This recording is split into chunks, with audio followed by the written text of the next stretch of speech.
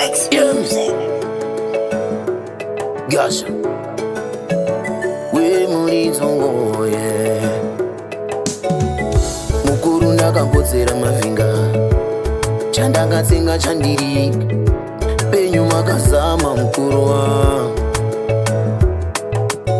Wenda mbere makanditora ndichiri bwiri. Ungati shani chizukuru changu. Asi kandakamudusera ikumeso mukuru wangu. Penyika vakanditambisa mafumbo. Vakanditi kanganwa usumba. Nyamba mafumo wao wanga akagomara. Iyo vakazondisiyawo. Apa ndakanga nadambura mbereko. Mwana muparadzi ndochemera tsoke musha. Ndirekerere iwe mukuru wangu.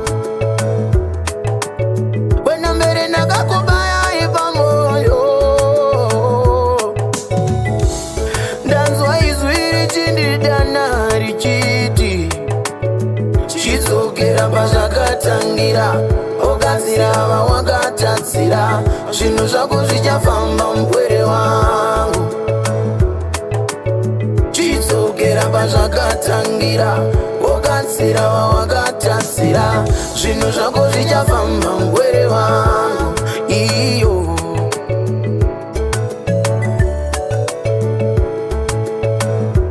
pakatsika penyu mukati memoyo. Idi hai ndakazvibisa zuva. Inga zvaifadza tiri pavose. Ndochemera ukama ndakarereka. Mukombe wemvura makanditambisa. Zvikuru zvizhinji zvandakadzidza. Dai zvaibvira tisvikewo paye. Ipapo pakadzama peuma. Mwere wekushunga mudzidzisi wangu. Andibaya pamoyo ununuri wangu. Ndatika ipapo chizukuru cha Veronica. Peuma ngoshesa takata. Mudzidzisi wangu ndicho chine chenjedzo. Ununuri wangu.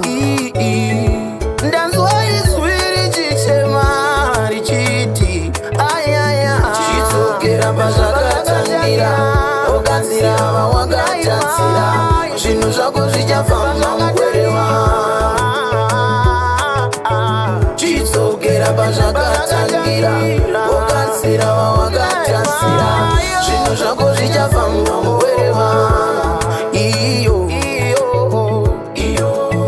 wanda mberi. Naiwe mbonje. Mvura yatsongwa. Wanda mberi God. Naiwe mbonjena. Ini ndawarara. Chidzokera pazvakatangira. Ogadzira vawakatatsira.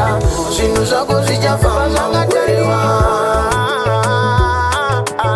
Chidzokera pazvakatangira. Ogadzira vawakatatsira.